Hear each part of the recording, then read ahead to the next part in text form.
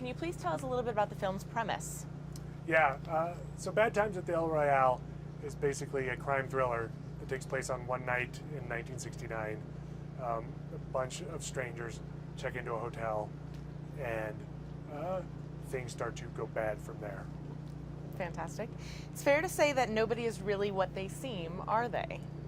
Yeah, I really love characters that are complicated and reveal themselves as the story goes, and so I set out to make every character in this movie complicated and complex. I keep both the characters around them and the audience guessing as to their intents throughout the movie. Fantastic. Can you please tell us a little bit about the El Royale? So the El Royale is a bi-state establishment. Half the hotel is in California, half the hotel is in Nevada. There's different rules depending on which side of the hotel you're in. You can gamble in Nevada, for instance. You can drink alcohol in California. And we sort of play with the differences between the states and where you want to be at different times. And it was very much inspired by my love of hotels and crazy concepts for hotels. Have you ever stayed in a similar kind of resort? I've never stayed in a bi-state or in New Mexico. You could technically have a quad-state establishment because there's the Four Corners where you could be at Four Corners at the same time. Free idea if anyone's listening. Yeah. Start a hotel there.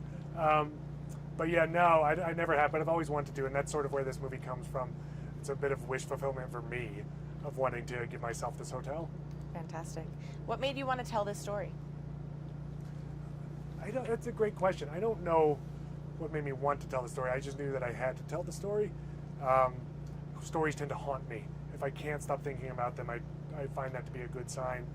It's not till years later that I know what it was. I just know what speaks to me. I'll give you an example. I didn't know why The Martian, why I had to write that screenplay.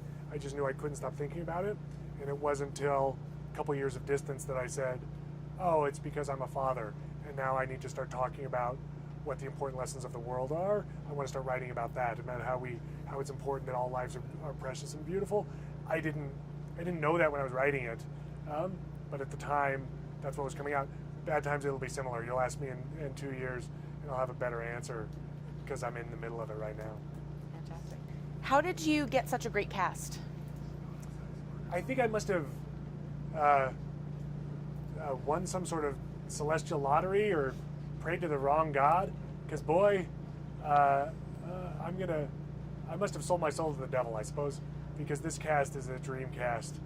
And I guess it starts with the script. I really tried to write a script that would tell actors that I'm here for them and I want to give them something special to play, and I will be in the trench with them.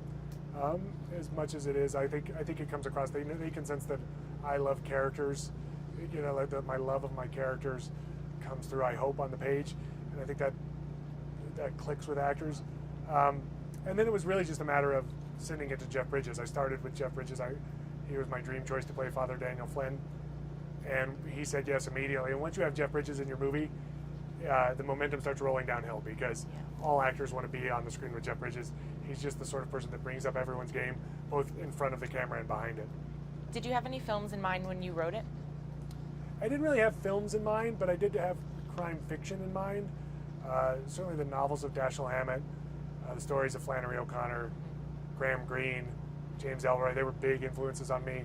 And I wanted to sort of take what I found so thrilling about their writing and use it as a jumping off point for my own.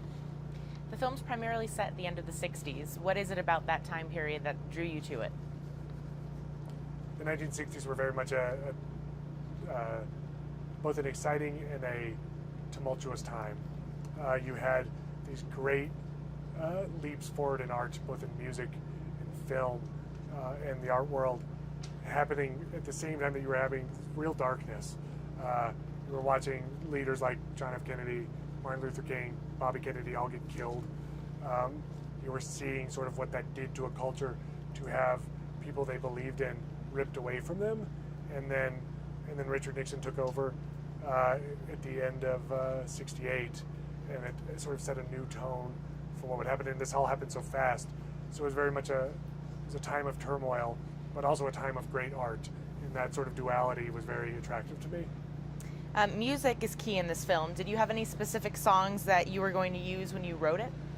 Yeah, I mean, more or less every single song that's in the movie I put in the script when I was writing the script. I wrote this movie on spec, and I wanted to say, I wanted to be very clear about what I wanted to do, so that I could say to the studio, look, the reason I wrote these songs into the script is so that you really can sense what it is I'm trying to do. Don't buy this movie if you don't want these songs in, because these songs are not arbitrary.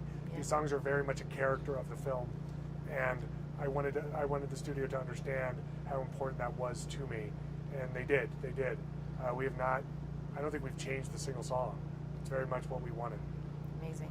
How much did the film evolve or change from the writing to when you actually put it into production? It didn't really change from the writing before production, but once you get into production, that's when the film evolves.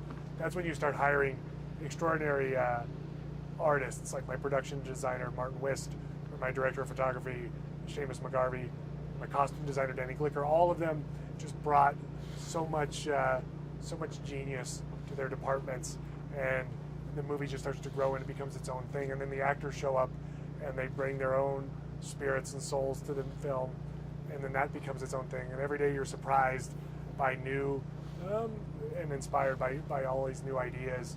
It's what makes filmmaking so much fun. Absolutely. And finally, without giving too much away, what would you say this film is about? I would say Bad Times at the El Royale is fundamentally about redemption and what that means. And I don't want to say a whole lot more than that. Perfect.